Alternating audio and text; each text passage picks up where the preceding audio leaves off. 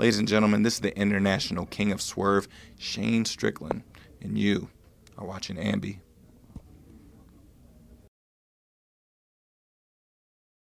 Hey everyone, it's Alicia from AMBY, and I would like to welcome you to my interview with the International King of Swerve, Shane Strickland. Hello. Hey, what up? How are you? I'm good, actually. Actually? Well, yeah. Say it like you're surprised. Oh, this past week I had an awful week. I can Oh, get no. into that all week, but now that I'm back on the road working and wrestling and traveling and speaking with people like you, I'm actually feeling a lot better. Well, I'm glad to hear it. Yes, sir. We're Yes, sir. here at Pro Wrestling Revolver, where you'll soon be stepping into the ring to face Trevor Lee. So, how are you feeling about everything? We have a good chemistry in the ring, and I've wrestled Trevor since he was like 19 years old. Wow. So we go way back, and so we just had a match, I'd say about 2 weeks ago. About 2 weeks ago, singles match. So this is another singles match we're having just to add into our little rivalry we got going on. Very so I'm cool. looking forward to it, as always. I'm looking forward to seeing it. Yes, it's going to be a fun one. It's definitely going to be entertaining. Well, I know in wrestling that you really look up to Rey Mysterio. You've actually Yes. coined him as your favorite wrestler. Of all time. Ever. To ever do it. Ever do it. I absolutely love Rey Mysterio. When I got to interview him, it was like one of the highlights for me. So Yes. for you, what about him just captivated you right away? His look, the fact that he was just like the fact that he was just shorter, smaller than everybody else, and the type of electricity that he had and brought to his wrestling style, to his matches, is just like it captivated me instantly, and the fact that he was so. And later on, as I started studying the craft a lot more, and I got to appreciate how he adapted Mexican lucha into American style so well, and then just made it universal for just to work with anybody in the ring who just didn't wrestle that style. He just made everybody look good, and he worked well and meshed with anybody in that roster.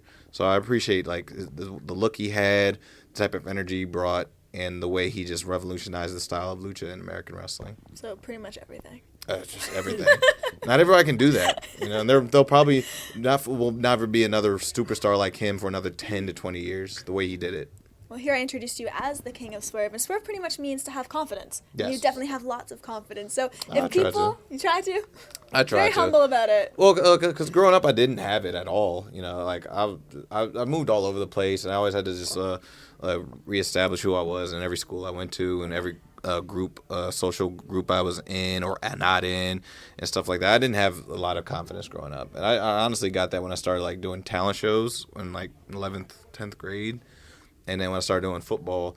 And then I got in the military after I graduated. That's where I really started growing confidence to just take on the world on my own terms and not ask for help all the time. Or whenever I had no money in my bank account, and then my oldest daughter was born at the time, and still having to wrestle, train, and all that.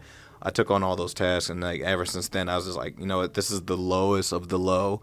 Everything gets better from here on out. So every little obstacle I face now is just not as bad. So I'll take everything on with confidence. You had mentioned talent shows there. What was your talent? I was a dancer. I did my first talent show ever. I was 11th grade, I believe. I did Billie Jean performance Really? in front of my entire high school, Okay. and blew the place up. I was about to ask, awesome. did it go over fairly well? Yeah, it was 32 acts that went on that day, and I was You were the star. I was 19. I was in the 19 spot.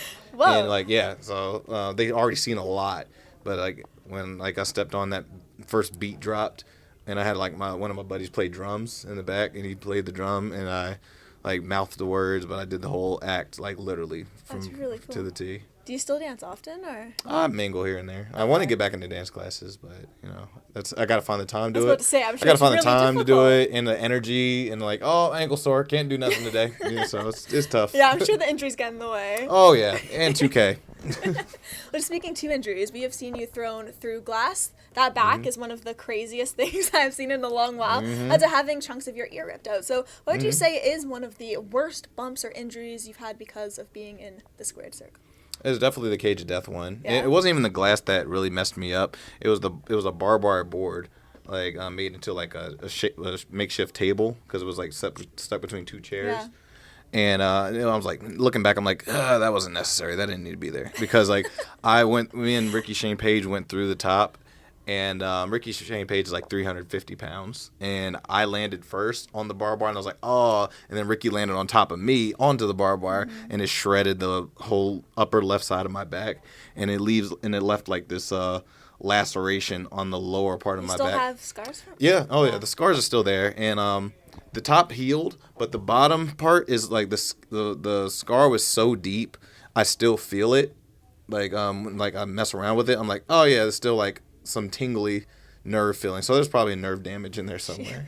But it was in December, and we're in February, so like 3 months ago. So it's like a skin specialist, a person who's involved in wrestling, they're married to a skin specialist or whatever like that. They say like it's going to take like a year for that to fully 100% heal. So it's like at 30-40%. Okay, so you just let it go? Like, Yeah, there's I nothing never you went can to the do, or- doctor. I never got stitches. Okay. Yeah, I just like just clean it up and let's go home. Yeah, is it just Yeah. you wanting to get on to the next thing? Like, is that your Yeah. mentality? Nothing to get in Yeah, the way? I don't linger on the one thing too long. Okay. You know, I'm always looking forward because I had like 2 shows 4 days after that, and I had to just bandage up, put like an Under Armour short sleeve shirt on and a t-shirt on, and still wrestle my matches. Jeez. Yeah. Kudos to you. Hey, it's not about it being tough. It's just like I was like, I can't slow down. Okay. I'm not gonna cancel because I got boo boos. You know, no matter how serious they were.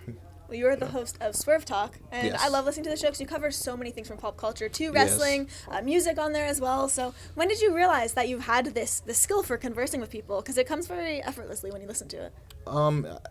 I had to learn how to speak on camera for like, because wrestling, we cut promos, we have to convey our characters to the audiences at home, and I want to be able to like to be relatable, but at the same time be like marveled at the same time from the audience. I want them to be like, man, I relate so much to this guy, but at the same time, I know nothing about him. I want to know more about him. So you got to play that character both sides, especially with social media. So my co-host Montezi, he invited me down to Tampa. He has his little podcast that he puts on YouTube as well. And he invited me to come on it, and he did the same format we did. We just like talked about everything but wrestling, but at the same time warped back to it in some way. And I loved the way he presented that. And I was like, yo, what if we did one together? And like, except like a podcast, we did like video on demand or something, or DVDs or whatever. He's like, dude, I'm down for it. How do you want to do it? I was like, I don't know. Let me hit up High Spots. And I hit them up that night, and they were like, sure, I'll give you a test run on your first one. Easy as that. Yeah, it was just That's awesome. literally that night. In like 3 hours, I got a response. And sure enough, Sami Callihan directed it and continues. We're in 6 now, but 3 are on High Spots network right now. So the next 3 feature OVE, LAX with Conan and Homicide. Mm-hmm. Saw the photograph. And Good group there. the 6th one is a really fun one. We bring back Eddie Kingston, and we add in MJF and ACH. And this is a wild one, and that's a fun one. So when that drops, when we're finally able to get that one pushed, that's the one you want to. We want to watch all of them, of course. Of course. But those are the ones you want to get on because it's like we still bring it back to wrestling, but at the same time, the influences that brought us to wrestling, that brought the LAXs, the why they're the way they are, the why Conan. Like what kind of like prejudices he went through in the locker rooms back then, and like how the dynamics shifted to being like a minority coming into the wrestling industry into being a minority in power in the wrestling industry now. So there's a lot of that kind of talk, and it gets very interesting. But at the same time, we have a lot of fun. You mentioned a lot of cool guests there, but who would that dream guest for you be? Just someone you'd love to pick the brain of. Low key. Okay. For sure. Because nobody really thinks he's a very conversational type person when he's a very, very, very conversing type of person. And knows a lot about he knows a little bit about everything, but he knows a lot about such small things. And a lot of people would love to like know his thoughts on those kind of things. And you'd be the person to deliver it. I have a good relationship with Low-Key. I think he would come on. Okay, awesome. Yeah. Hopefully we'll see that one day. Oh, I'm gonna look into it actually. Well, I have a tweet here that I'd like to hear a bit more about, and that is, I spend most of my days getting in cars with complete strangers. Oh yeah, that's been my life. Is that just from people picking up at airports, or People picking me up at airport? It's so weird how like in society nowadays we're so comfortable just opening ourselves to strangers. We do it on our phones every day. We open up our minds to strangers, and we want we want that response back from people we don't know. We just want strangers to know what we're thinking, who we are, what we do on a daily basis, and we get like responses and comments and likes from that. And at the same time, like, oh man, how am I going to get from A to B? Oh, I'm Uber. I'm going to get an Uber, a Lyft, or whatever, and then that's how I get there. But you don't know this person. You don't know their intentions. We're comfortable with that nowadays. Like, our society is very comfortable with strangers, and just like me I got to travel all the time. I got to do this and get from here to there, and then like, promoter be like, hey, this so and so, this person's picking you up. I don't know this person at all, but I'm getting in the car with them. But for some reason, I'm okay with that and comfortable. Even in the military, I had to like get in buses on people who were like dropping you off in the middle of the woods. I don't know who this is, but Uncle Sam said he's okay.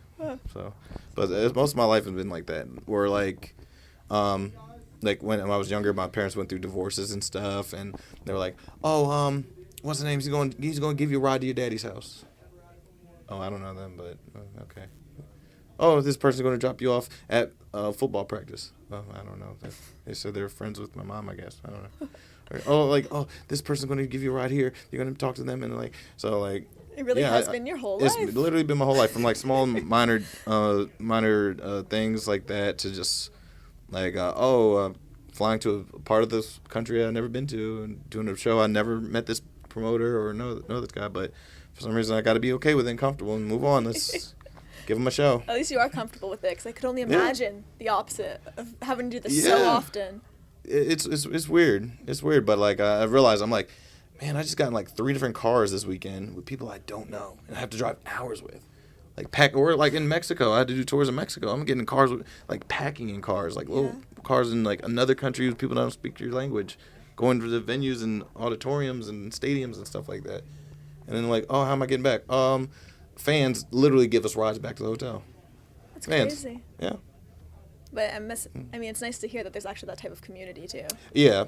Like, but sometimes they're just random people, like random fans that like respect you so much that they wouldn't like. They don't want to break that trust because they just have that much respect for what we do in the ring. It's really crazy, but like, I appreciate it as well. It's there's a beauty to it, but it's also very scary as well. Of course. Yeah. Have there been any kind of scary moments? I have not had any. That's awesome. I'm pretty sure there are moments out there, but I have not had any. That's good. Well, we covered the dancing, but here at AMBY, we not only interview wrestlers, but also musicians. So if you were to have any artist play you some entrance music, who would you love to see do so or create some for you? Travis Scott. Okay. Travis Scott for sure. He's one who inspired like a lot of what I do with my gimmick as a visual. He's a very big visual aid for my artwork with my T-shirts, my entrance music, the way I move in the ring, the way like the glasses, the way the promos and stuff from CZW, just like me in the corner, just like out of it. Yeah, like, I wouldn't have ever known, but now that you say it, that makes perfect sense. He's I love visual artists. Like A$AP Rocky is very visual of an artist. Like Kanye West, very visual of an artist. I'm very appreciative of those guys. Like a lot of people are like, oh, they're not the best lyricists. Like you got the Nas's, the Jay-Z's, the Eminem. They're the lyricists. But I'm like, those are great, phenomenal talents. But like those, like the A$AP Rockies and the Travis Scotts, they take it on a visual level. Like the Kid Cudis, they have a lot of visual art to their music. You can like literally sit down and close your eyes and visualize everything they're talking about in a very weird way. Like they don't necessarily say what you see, but they paint a picture in your head from what they're talking about and the vibe of the music. So I say Travis Scott for sure. And since we're talking about theme songs, what's your favorite one in wrestling? Outside of mine? You're not allowed to choose your own. No. Who has a good one? Sami Callihan always picks a good one. It's from a band I never heard of all the time. This is a good one. ACH Show Goes On is a good one because I love Lupe Fiasco. And I just thought of this. Like Ace Romero has a good one too. I love how I can see the wheels turning. I was just thinking about this like very recently. Really? I can't remember who it was that came up. I was like, dude, their music is awesome. Well, if you remember tonight, we'll be able to flash it in. Yeah. Oh, this dude, Saif. He has a really, really dope entrance song too. Okay. It's like when it like the build up is really good, and when it hits and the beat drops, it's like energy, and he shows the energy going to the ring. So pay attention to him. He has a really good entrance song. Awesome. And I found that out at Fest. I was like, oh man, he's a really dope song, really dope. Well, just to wrap things up, I do want to leave it with the fans. Is there anything you would like to say to everybody who'll be viewing? Follow me on Twitter and Instagram at Strickland Shane, and check out Swerve Talk on the High Spots Network. And if you have questions that you want us answered on the next episode of Swerve Talk, hit us up at swervetalkhs@gmail.com. Perfect. Thank you so much for joining me No today. problem. Thank you. It's my pleasure. And remember, to everybody viewing, you can visit us at musicblogger.com for all exclusive interviews, features, videos, and so much more. See ya.